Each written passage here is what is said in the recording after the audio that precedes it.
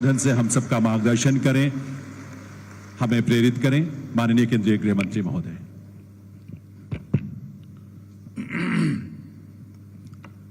मेरे साथ इस गौरवमयी कार्यक्रम में मंच पर उपस्थित दिल्ली प्रदेश की मुख्यमंत्री बहन रेखा गुप्ता जी, मेरे साथी मंत्री श्री बंडी संजय कुमार जी, श्रीमान भर्तृहरि मेहताब जी, उपाध्यक्ष संसदीय राजभाषा समिति, मेरे मित्र और राज्यसभा के सांसद श्री सुधांशु त्रिवेदी जी, राज्यसभा की नियुक्त सांसद श्रीमती सुधा मूर्ति जी, शिक्षा संस्कृति उत्थान न्यास जो शिक्षा के अंदर मूलभूत परिवर्तन के लिए कई सालों से काम कर रहा है, इसके राष्ट्रीय सचिव श्री अतुल कोठारी जी, डॉक्टर राजलक्ष्मी कृष्णन जी, दक्षिण भारत में हिंदी की ज्योत को प्रज्वलित करने वाली एक युवा महिला के लिए सभी लोग जोर से जरा ताली बजाइए। राजलक्ष्मी कृष्णन जी हम सब के लिए आदर्श होनी चाहिए कि इस आयु में भी तमिलनाडु में हिंदी सिखाने का काम कर रही है। श्रीमती अंशुली आर्या, सचिव राज्यसभा विभाग राजभाषा विभाग, और आज इस भारत मंडपम में ये बहुत बड़े सभागार में खींचोखींच भरकर उपस्थित सभी राजभाषा प्रेमियों को मेरा प्रणाम नमस्कार। सबसे पहले तो मैं राजभाषा हिंदी और भारतीय भाषाओं के जितने भी प्रेमी हैं वो सभी को देश भर में जहां कब पर भी बैठे हैं वो सभी को बहुत बहुत बधाई देना चाहता हूं, क्योंकि आज दिन है राजभाषा विभाग की स्वर्ण जयंती समारोह। 50 साल पहले 1975 से लेकर 2025 तक की ये यात्रा, जब भारत की आजादी की शताब्दी होगी, तब मुझे विश्वास है कि भारत के स्वाभिमान के पुनः जागरण के जितने भी प्रयास हुए हैं वो सभी प्रयासों के इतिहास में राजभाषा का नाम स्वर्णिम अक्षरों से अंकित कर दिया जाए। एक समय था जब राजभाषा विभाग की स्थापना हुई। उद्देश्य यह था कि हमारा प्रशासन हमारे देश के नागरिकों की भाषा में चले। देश का एक आम किसान, एक मजदूर, एक छोटा सा बच्चा और बड़े से बड़ा व्यक्ति समझ पाए, ऐसी भाषाओं में हमारा प्रशासन चलना चाहिए। और ये लोकतंत्र के मूल उद्देश्यों में शामिल है कि देश का प्रशासन देश के लोगों की भाषा में होना चाहिए। और एक प्रकार से भारत के आत्मसम्मान को जागरूक करने के लिए भी भारतीय भाषाओं का उपयोग प्रशासन में हो, ये बहुत जरूरी था। क्योंकि कोई भी देश अपनी भाषा छोड़कर अपनी संस्कृति, साहित्य, इतिहास और जीवन के संस्कार, समाज जीवन के संस्कार, उसको चिरंजीव नहीं रख सकता। कोई भी देश ने अपनी चिति पर चलना है, अपने संस्कृति के आधार पर आगे बढ़ना है, आत्मसम्मान के साथ बढ़ना है, तो वो देश का प्रशासन अपनी भाषाओं में हो, वो बहुत जरूरी है। इस महान उद्देश्य के साथ राजभाषा की शुरुआत हुई और 50 वर्ष की ये यात्रा आज ऐसे मकाम पर आकर खड़ी है कि यहां हमने इसको आगे ले जाने का हमारा प्रयास और आगे ले जाने का हमारा पूरा रास्ता तय करने की जरूरत है। संघर्ष, साधना और संकल्प, ये तीनों के आधार पर ये 50 साल की यात्रा को हमने आज समाप्त किया है। और ये पंच प्रण की बात प्रधानमंत्री जी ने जब आजादी के 75 साल हुए तब कही, उसमें गुलामी की मानसिकता से मुक्ति ये बहुत महत्वपूर्ण प्रण है। और जब तक व्यक्ति अपनी भाषा का गौरव नहीं करता, अपनी अभिव्यक्ति अपनी भाषा में नहीं करता, अपनी सोच, विश्लेषण और निर्णय करने की क्षमता को अपनी भाषा में नहीं गढ़ता, हम गुलामी की भाषा से, गुलामी की मानसिकता से मुक्त नहीं हो सकते। कोई भी भाषा का विरोध नहीं है, किसी भी विदेशी भाषा का विरोध नहीं करना चाहिए, परंतु आग्रह हमारी भाषा को महिमा मंडित करने का होना चाहिए, आग्रह हमारी भाषा को बोलने का होना चाहिए, हमारी भाषा में सोचने का करना चाहिए। और पूर्णतः विकसित राष्ट्र की संकल्पना तभी हो सकती है जब विरासत को परिभाषित करने का भाषा एकमात्र माध्यम है, इसका महिमा मंडन हो। जहां तक देश का सवाल है, भाषा सिर्फ संवाद का माध्यम नहीं होती, एक राष्ट्र की आत्मा होती है। हमारी जड़ें, हमारी परंपराएं, हमारा इतिहास, हमारी पहचान और हमारी जीवन संस्कृति, ये सभी भाषा से कटकर आगे नहीं बढ़ा सकते। और भाषाओं को जीवंत रखना भी इतना जरूरी है और भाषाओं को समृद्ध करना भी इतना जरूरी है। ये सभी प्रयास हमने आने वाले दिनों में सभी भारतीय भाषाओं पर के लिए और विशेषकर राजभाषा के लिए करने चाहिए। मित्रों, आज बंकिम चंद्र चट्टोपाध्याय की भी जन्म जयंती है।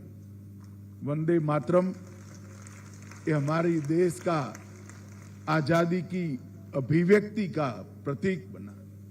और बंकिम बाबू ने जिस भाव के साथ एक गीत को लिखा, पूर्व, पश्चिम, उत्तर, दक्षिण, हर जगह पे वो अंग्रेजों को इस देश से निकालने का नारा बना। आज मैं इस अवसर पर बंकिम बाबू को बहुत मन पूर्वक याद कर स्मरण करना चाहता हूं। मित्रों, आज स्मारक सिक्का भी जारी किया गया। राजभाषा विभाग की स्वर्ण जयंती विशेषांक की कॉफी टेबल बुक भी जारी की गई। शोध पुस्तक का भी लोकार्पण किया गया और कई सारे प्रयासों को और कई सारे अच्छे पुस्तकों को आज इसका विमोचन भी हुआ है। राजभाषा को प्रशासन में, तकनीक के क्षेत्र में, विज्ञान के क्षेत्र में और कला के क्षेत्र में प्रस्तापित करने वाले कई पुस्तकों का भी आज विमोचन हुआ। इसके साथ राजभाषा के प्रचार प्रसार के लिए जिन्होंने प्रयास किया है, इसका पुरस्कार देने का भी काम हुआ। मित्रों, विगत 11 साल में मोदी जी ने एक भारत श्रेष्ठ भारत कार्यक्रम की शुरुआत की। काशी तमिल संगमम, काशी तेलुगु संगमम, सौराष्ट्र तमिल संगमम, शाश्वत मिथिला महोत्सव और भाषा संगम, इसने एक बहुत अच्छी शुरुआत कर एक मंच प्रदान किया है कि हमारे देश की एकता को हम मजबूत कर पाए। और आज भाषा संगम की पहल पर हर स्कूल में छात्रों को बोलचाल के 100 वाक्यांश 22 संविधान मान्य प्राप्त भाषाओं के सिखाने का कार्यक्रम होता है। ये तो एक नींव डालने का काम है। कई लोग मुझे पूछे हैं इससे क्या होगा। मैं उनको कहना चाहता हूं, जब वटवृक्ष का कोई बीज बोता है तब वटवृक्ष दिखाई नहीं पड़ता है, मगर 50 साल के बाद जब वटवृक्ष बड़ा होता है, सालों तक प्रकृति और पृथ्वी की सेवा करने का काम करता है। आज भाषा संगम की पहल जो शुरू हुई है, मुझे पूरा विश्वास है कि यह आने वाले दिनों में भारतीय भाषाओं की संजीवनी बनेगा, एक वट वृक्ष बनकर आगे बढ़ेगा। मित्रों, कई सारे वक्ताओं ने कई सारी चीजें कही हैं, मगर मैं राजभाषा विभाग के 3 प्रयासों को आपके सामने रखना चाहता हूं। सबसे पहला प्रयास है, हमने एक हिंदी शब्द सिंधु की रचना की। हिंदी शब्द सिंधु एक प्रकार से राजभाषा को स्वीकृत, लचीली और संपूर्ण बनाने का प्रयास है। यहां कई सारे हिंदी के विद्वान बैठे हैं, इनका आग्रह होगा कि हिंदी को ही प्राधान्य मिलना चाहिए, हिंदी को शब्द पर ही आग्रह करने चाहिए।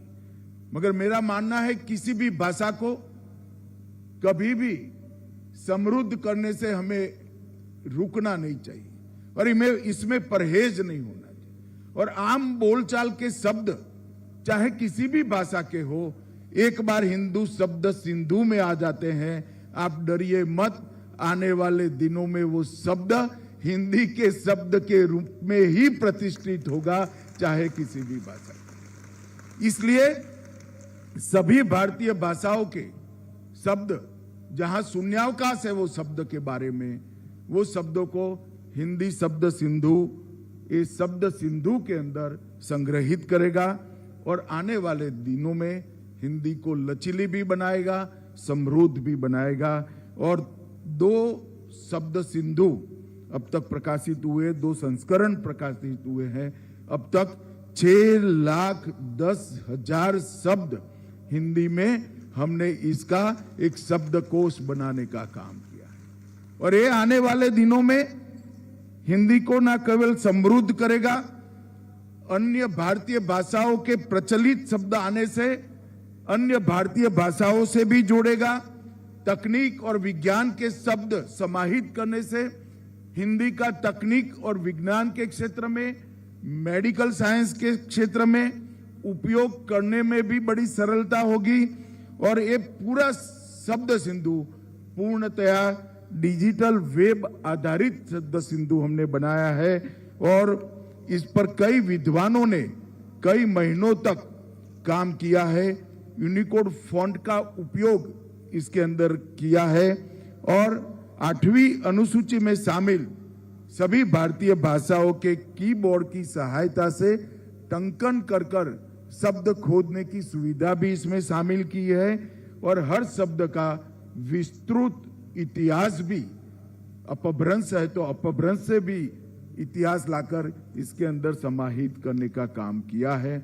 मैं सभी विद्वानों को, देश की सभी भाषा के विद्वानों को अपील करना चाहता हूं कि आप हिंदी शब्द सिंधु को और समृद्ध बनाइए। ये प्रक्रिया चालू है, सभी ने इसमें एक बड़ा योगदान देना चाहिए। मित्रों, इसके साथ साथ भारतीय भाषा अनुभाग इसी साल राजभाषा विभाग के स्वर्ण जयंती के वर्ष में ही हमने भारतीय भाषा अनुभाग उसकी स्थापना की, क्योंकि मैं मन से मानता हूं कि हिंदी किसी भी भारतीय भाषा की विरोधी हो नहीं सकती। हिंदी सभी भारतीय भाषाओं की सखी है और हिंदी और भारतीय भाषा मिलकर ही हमारे आत्मगौरव का उत्थान का जो एक कार्यक्रम है भाषा के माध्यम से, उसको अंतिम लक्ष्य तक ले जा सकते हैं। ये भारतीय भाषा अनुभाग न केवल भारत सरकार हर राज्य को सहायता करेगा कि राज्यों का प्रशासन, भारत सरकार का प्रशासन भारतीय भाषाओं के आधार पर ही हो। तत्काल अनुवाद की सुविधा वाले कई सारे सॉफ्टवेयर बन रहे हैं। Machine learning, neural machine translation आधारित उन्नत अनुवाद की प्रणालियां बन रही हैं। विभिन्न भाषाओं के लिए व्यापक शब्दकोश और डेटा संग्रह भी बन रहा है और सरकारी, शैक्षणिक, व्यावसायिक, उच्च तकनीक की भाषा और आयुर्विज्ञान की भाषा भी हर भाषा के रूप में प्रस्तापित हो, इसके लिए भी हम प्रयास कर रहे हैं। और मुझे लगता है कि आने वाले दिनों में एक छोटी सी शुरुआत हुई, अतुल भाई ने इसका जिक्र भी किया। 12 भाषाओं में हमारे देश में तकनीकी शिक्षा की शुरुआत हुई है। अभी छोटी सी शुरुआत है। मध्य प्रदेश ने मेडिकल में हिंदी में पढ़ाने की शुरुआत की है और इसका कोर्स भी बनाया है, परंतु मुझे विश्वास है आने वाले राज्यों में दिनों में जो राज्य इसमें पीछे पड़े हैं वो राज्य भी अपनी अपनी भाषा में मेडिकल साइंस का संपूर्ण कोर्स अभ्यासक्रम अपनी भाषाओं में बनाकर बच्चों को सुविधा उपलब्ध कराएंगे। मैं आज इस स्तर पर अपील भी करना चाहता हूं सभी राज्यों को कि इंजीनियरिंग और मेडिकल की पढ़ाई अपने राज्य की भाषा में हो, इसके लिए शासन ने जल्दी से जल्दी प्रबंध करना चाहिए। कोई भी राष्ट्र अपनी मातृभाषा की उपेक्षा कर कभी भी महान नहीं बन सकता और इसलिए राजभाषा विभाग ने कई सारे प्रयास किए हैं और मोदी सरकार ने अपनी भाषाओं को सम्मानित करने के लिए, प्रतिष्ठित करने के लिए प्रधानमंत्री जी ने बहुत सारे प्रयास किए। इनके कार्यकाल में भी मराठी, पाली, प्राकृत, असमिया और बंगाली इसको शास्त्रीय भाषाओं के रूप में मान्यता प्रदान की गई, जिससे अब देश में 11 शास्त्रीय भाषाएं उपलब्ध हैं। संस्कृत, तमिल, तेलुगु, कन्नड़, मलयालम, उड़िया, मराठी, पाली, प्राकृत, असमिया और बंगाली। मैं नहीं मानता कोई देश पूरे संसार में ऐसा होगा जिसके पास 11 क्लासिकल लैंग्वेज, 11 शास्त्रीय भाषाएं उपलब्ध हैं। और मैं मानता हूं ये हमारे देश के लिए बहुत बड़ी ताकत है। और 2020 में संस्कृत के लिए 3 केंद्रीय विद्यालय स्थापित किए गए। अनुसंधान और अनुवाद के लिए केंद्रीय शास्त्रीय तमिल संस्थान की स्थापना की गई। केंद्रीय भाषा संस्थान मैसूर में कन्नड़, तेलुगु, मलयालम और उड़िया के अध्ययन की सुविधाएं प्रस्तापित की गई और राष्ट्रीय और अंतर्राष्ट्रीय पुरस्कार, विश्वविद्यालय अध्यक्ष और विशेष केंद्र भी इसके स्थापित की गए। हमने संसदीय राजभाषा समिति ने पिछले 4 वर्षों के अंदर 3 खंड प्रकाशित किए हैं। कोरोना के कालखंड के बावजूद 6 साल में 3 खंड प्रकाशित किए। 2014 तक 9 खंड प्रकाशित हुए थे और अब 19 के बाद ही 3 खंड प्रकाशित किए गए हैं। मैं मानता हूं कि भर्तृहरि जी के लिए भी बहुत जोरदार तालियां बनती है, क्योंकि उनके नेतृत्व में ही ये काम हुआ है।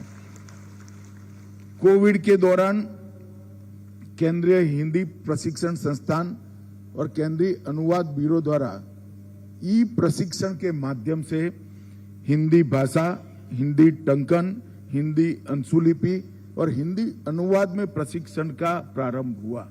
और ये प्रशिक्षण शुरू तो कोविड के कारण हुआ था, मगर हम इसको चालू रखने का निर्णय किया है और आगे पर हम इसको नियमित हमारे कामकाज का हिस्सा बनाएंगे। मोदी जी 2020 में नई शिक्षा नीति लेकर आए। किसी भी राष्ट्र के लिए शिक्षा नीति आने वाले 50 साल तक राष्ट्र किस रास्ते पर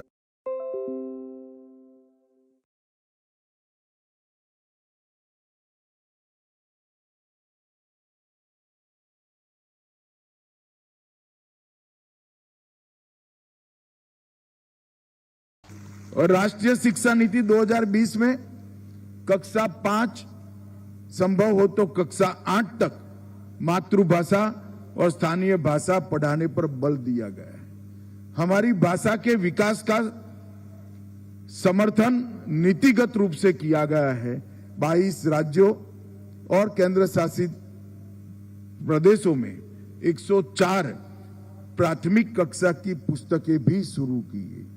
भारतीय सांकेतिक भाषा कक्षा 1 से 12 तक के लिए अनुवादित शिक्षण सामग्री और पुस्तकें उपलब्ध करा दिए गए हैं। 200 से अधिक टीवी चैनल 29 भाषाओं में शैक्षिक सामग्री को प्रदान करते हैं। दीक्षा प्लेटफॉर्म से 133 बोलियों में 3,66,000 से अधिक ई सामग्री उपलब्ध कराई है, जिसमें 7 विदेशी भाषाएं भी हमने रखी हैं। और मैं मानता हूं मित्रों, राष्ट्रीय शिक्षा नीति का ये जो इनिशिएटिव है आने वाले दिनों में राजभाषा और भारतीय भाषा दोनों के लिए बहुत सहाय रूप होगा। जेईई, नीट, सीयूईटी ऐसी कई भाषाओं को अब 13 भाषाओं में इसकी परीक्षा ली जाती है। पहले कभी भी सीएपीएफ के कांस्टेबल की भर्ती में अंग्रेजी या हिंदी में ही आप कर सकते हैं। हमने इसको लचीला बनाकर हमने 13 भाषाओं को इसके परीक्षा देने की अनुमति दी। और आज मुझे कहते हुए आनंद है कि 95% परीक्षार्थी अपनी मातृभाषा में कांस्टेबल का परीक्षा दे रहे हैं। 95%। यही बताता है कि आने वाले दिनों में भारतीय भाषाओं का भविष्य कितना उज्जवल है।